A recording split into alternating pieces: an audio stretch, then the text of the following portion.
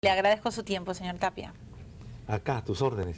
Bueno, a ver, yo le quiero... Bueno, primero, la noticia del metro. Usted también debe estar muy feliz, porque claro, es un buen anuncio presidencial. Claro, no, Lima creo que ya merecía que se tratara con mucha importancia la necesidad de un metro, porque no puede ser que los limeños pierdan hora y media de ida, Exacto. hora y media de vuelta. O sea, empiezan a vivir 3 horas menos al día solamente viajando, ¿no? Por alguna razón debe haber tenido la alcaldesa de Lima para no haber estado, ¿no? Claro, ¿no? Bueno, de repente como era una iniciativa del gobierno central...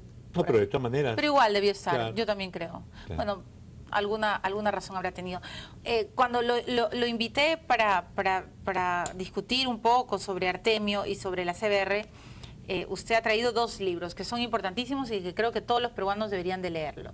Uno es el tomo 2, bueno, ahí son ¿cuántos tomos son? 9 son. 9, ¿no? Yo he leído completito el Yuyanapac y el Hatun Willacuy, ¿no? Sí, pero es Yuyanapac es la exposición fotográfica, pero claro, que también tiene un correlato, es el resumen de el resumen, exacto. Este es el tomo 2 de la Comisión de la Verdad y Reconciliación, que dicho sea de paso, hay PDFs que circulan en internet, así que todos los jóvenes, todos los peruanos que quieren informarse más, no tienen ningún pretexto porque no lo tienen que comprar, pueden entrar a internet y los que hicieron el informe final de la Comisión de la Verdad y Reconciliación lo han puesto a disposición de todos. Este tomo 2 habla del proceso, los hechos y las víctimas y tiene varias páginas dedicadas a Sendero Luminoso. Claro. Claro. Y particularmente desde la página 83 a la página 92 está todo el desarrollo que lo hizo Carlos Iván de Gregorio sobre el fundamentalismo del terrorismo, el pensamiento Gonzalo. El pensamiento Gonzalo, exacto. Y este libro que fue publicado por el Instituto de Estudios Peruanos que usted acaba de mencionar, Carlos Iván de Gregorio, uno de los hombres que mejor estudió el fenómeno del Sendero Luminoso, junto con el hombre que está frente a mí, que se llama Carlos Tapia. Aquí está Qué difícil es ser Dios. Es una serie de documentos recogidos, obras escogidas, ¿no es cierto? Artículos de él, de Carlos Iván, donde se explica por qué el fenómeno del Sendero Luminoso siempre ha sido un objeto de estudio opaco, elusivo, como que la gente no quiere hablar mucho y no lo entiende, ¿no es cierto? Se le quiere comparar equivocadamente con la FARC, con los Tupamaros de Uruguay, en fin. Por eso el libro se llama Qué difícil es ser Dios, porque de acuerdo a la ideología fundamentalista, subversiva y terrorista del Sendero Luminoso, ellos se creen superiores a nosotros. Exacto. Y ellos son los que en su corporeidad humana reposa un nuevo tipo de pensamiento. Y Abimael es más o menos el Mesías.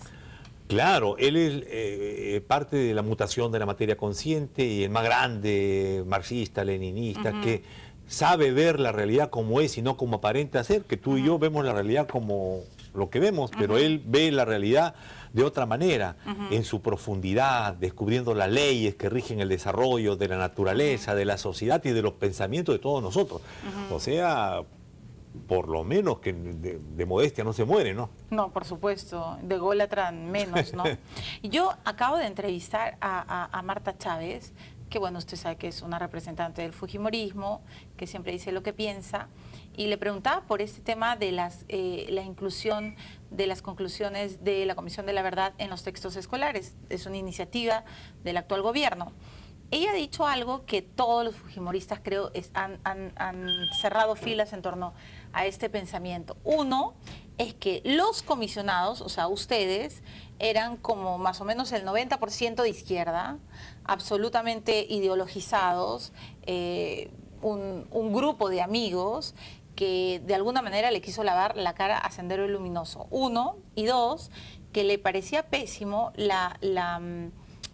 el concepto de Partido Comunista Sendero Luminoso del Perú, que ese no era un partido, que esa era una agrupación terrorista. Entonces, lo primero que le quiero preguntar ahora, años después, y después de la caída de Artemio, ¿por qué no le pusieron el movimiento terrorista? ¿Por qué tuvieron que, a lo largo de todo el informe final de la comisión, por qué dijeron Partido Comunista del Perú Sendero Luminoso? Ya. para contestarte las dos cosas, primero lo último.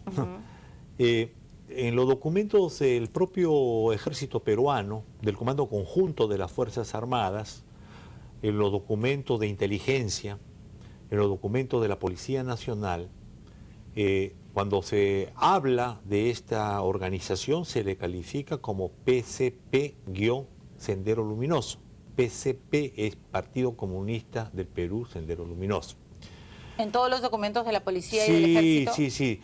Cuando se habla de los miembros se dice delincuentes terroristas. O sea que los terroristas son las personas, pero la organización la llama Partido Comunista del Perú, Sendero Luminoso. Nosotros avanzamos más y dijimos, es una organización terrorista. Cosa que ninguna otra comisión de la verdad ha calificado así al grupo subversivo y terrorista en otros países. ¿Y por qué? Porque la estrategia del P Sendero Luminoso era una estrategia de inducir al genocidio. Y una organización que induce al genocidio, induce a que maten a inocentes por tales o cuales razones, porque creen que son la última chupada del mango, por lo que fuera, es una organización terrorista. O sea, su estrategia es terrorista. Los miembros de Sendero Luminoso se les califica como delincuentes terroristas, pero nosotros lo que hemos hecho en el tomo número 2 es la organización, ¿no es cierto? Entonces hemos utilizado la calificación que la propia Fuerza Armada... O sea, no fue que quisieron lavarle la cara a Sendero Luminoso poniéndole el rótulo de Partido Comunista del Perú. No, yo estoy de acuerdo en que la gente diga las cosas que piensa.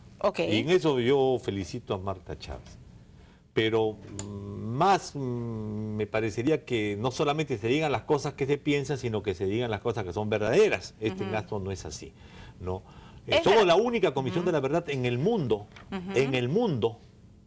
que califica como principal violador de los derechos humanos al grupo subversivo terrorista.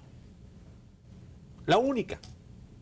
Entonces, ¿cómo se nos puede acusar a nosotros que estamos haciendo un trabajo para lavarle la cara a Sendero Luminoso? El otro concepto que manejan, porque bueno, hay quienes dicen no hay que hacerle caso a los fujimoristas, pero yo creo que los fujimoristas existen. Es un partido no solamente político. Existen, ¿cómo se llama? Si se le ha ganado la votación en segunda vuelta por 3 puntos. Así es. Entonces, partiendo de eso, creo que no hay que ser intolerante con el pensamiento de este partido político. Uno de los puntos que siempre han mencionado, señor Tapia, es el siguiente. Muy bien, en el informe de la CBR está redactado, detallado, analizado todas las violaciones que suceden en el gobierno de Belaunde, de Alan García, en el primer gobierno, y en el gobierno de Alberto Fujimori. Pero, y esa es la duda, lo que ellos piensan, se le lava o se le perdona o lo que sea a García y a Belaunde porque aducen ustedes, los comisionados, de que son gobiernos democráticos. Y a Fujimori se le lapida porque aducen que fue un gobierno dictatorial. Entonces, lo que también piensan los fujimoristas es que no a la inclusión de la CBR en los textos escolares, porque el informe final fue un lavacaras de García y de Belaunde y una tumba letal para Fujimori. Bueno, con mucho respeto pues al partido de los fujimoristas, ¿no? Pero quizás los dos más grandes intelectuales que tiene el Perú actual, ¿no? Mario Vargas Llosa y el padre Gustavo Gutiérrez, han considerado que el informe de la Comisión de la Verdad es trascendental y que debería ser enseñado no solamente en los colegios, sino en las escuelas militares. Entonces, creo que falta de objetividad, ¿no? Es verdad, ningún informe de la Comisión de la Verdad puede rápidamente conseguir el consenso en ningún país del mundo. Siempre hay controversia. Y nosotros mismos reconocemos que no es un informe que no puede ser mejorado, acabado, reinterpretado, en fin, ¿no? Pero creo que sí fue un esfuerzo muy grande que se hizo con cientos de profesionales, ya no recuerdo cuántos, porque tuvimos 12 oficinas descentralizadas, para tratar de reflejar el sentido y la visión que las víctimas tienen sobre el proceso de la violencia, de la lucha contra la subversión terrorista. Las víctimas, no ni el punto de vista de los militares. ¿Sabe por qué? Porque en todos los procesos de conflictos armados internos, de guerra contra la subversión y el terrorismo, desde la época de Sun Tzu, el método es el engaño. Así es. Por eso se hacen las comisiones de la verdad, porque seríamos onzos, entonces, Argentina, Sudáfrica, Chile, Guatemala, El Salvador, que hacen comisiones de la verdad, ¿para qué? Mejor recibiríamos el informe oficial de las Fuerzas Armadas, pues. Claro. Y sería de un solo claro, lado. y los otros que recibirían el informe de Abimael Guzmán. Entonces, es obvio que son las partes interesadas en interpretar el fenómeno de una forma válida, pero de acuerdo a su ideología, de acuerdo a su estrategia. Nosotros queríamos interpretar el fenómeno desde el punto de vista de los intereses y de los dolores de las víctimas. Por eso hicimos... ¿Y por qué, si querían interpretar los dolores de las víctimas, siguieron llamándole Partido Comunista del Perú? Porque para los peruanos ese no era un partido, para los peruanos esa era una agrupación terrorista. No, es que en el problema de las víctimas no tiene que ver con la tipificación. Ya, yo digo, pero este titulito que ha despertado siempre tanto escozor, quizás ustedes lo hubieran podido resolver. O sea, entiendo que leyendo los informes de la policía y del ejército, ustedes veían PSP, pero pudieron aclarar, no sé, de repente estoy pecando de ilusa, pero pudieron aclarar en el informe de la CBR que si bien el ejército y las Fuerzas Armadas durante años los han llamado así, para nosotros es un grupo de terroristas. Porque partido que mata y que asesina no es partido. No, es que hay partidos democráticos, hay partidos no democráticos, hay partidos terroristas, hay partidos fascistas. ¿Qué cosa es el partido, el social nacionalismo en Alemania? El partido nazi. Un partido nazi. ¿Qué cosa hizo? Mató a 6 millones de judíos en cámaras de gas, ¿no es cierto? Sí. Entonces no se le puede decir Partido Nacional Socialista, sino debería decírsele qué cosa. Hijos de la guayaba. No. El problema de encontrar la verdad no está en los nombres utilizados. Y yo creo que la gente en el Perú no se confunde por el nombre utilizado. Muy bien. ¿Sabe qué? Y mejor, porque cuando pintan las paredes, PCP, Sendero Luminoso, ¿no es cierto? Sí. ¿Por qué lo pintan? ¿Por qué pintan, cómo se llaman los terroristas? PCP, Sendero Luminoso. Con su hoz y el martillo. Y la hoz y el martillo. Porque es su símbolo. Y nosotros tenemos que destruir ese símbolo. ¿No es cierto? Tenemos que derrotar ese símbolo. Y ese símbolo se derrota no simplemente por el nombre, sino por descubrir la entraña de lo que contiene.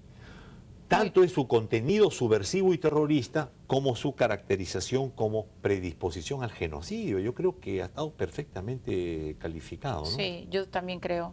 Pero bueno, hay quienes no creen y por eso... Hay que respetar su punto de vista. Y además lo he querido invitar para que usted pueda aclarar mejor, porque ha sido un comisionado. Vamos a ir a una pausa, señor Tapia, y al regresar también vamos a ver qué piensa de la captura de Artemio y de este rumor de que fue el propio Abimael quien conversó con Javier Churliza, que en ese entonces era secretario y representante del ministro Diego García Sayán, sobre la formación de la Comisión de la Verdad.